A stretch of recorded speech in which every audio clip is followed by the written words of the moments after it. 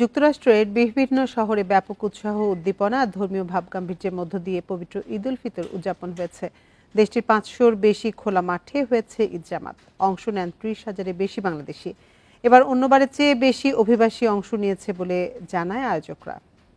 এই ঈদে জামা জুতো অ্যাক্সেসরিজের ডিসকাউন্ট।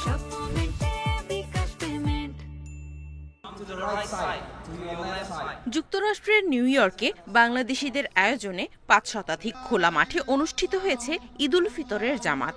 মার্কিন ভূখণ্ডে নিরাপদে ঈদ উদযাপন করতে পেরে খুশি প্রবাসী বাংলাদেশিরা।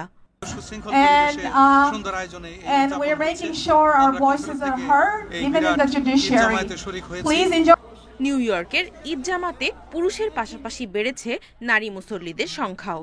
খুব ভালো লাগছে যে সবার সাথে প্রবাসের বড় ঈদ জামাত হয়েছে নিউ ইয়র্কের Jamaica Thomas Edison high school মাঠে। জামাইকা মুসলিম সেন্টারের উদ্যোগে জামাতে অংশ নেন 30,000-এর বেশি বাংলাদেশি। প্রথমবারের মতো আমি এখানে ঈদ করছি বাংলাদেশিদের সাথে। এখানে খুব সেফলি নিরাপদে ঈদ করা যায়। এদিকে যুক্তরাষ্ট্রে বাংলাদেশিদের ঈদের শুভেচ্ছা জানান মার্কিন জনপ্রতিনিধিরাও। আগের চেয়ে এবারের ঈদ জামাতে অনেক বেশি অভিবাসী মুসলিম অংশ নিয়েছে বলে জানান আয়োজকরা।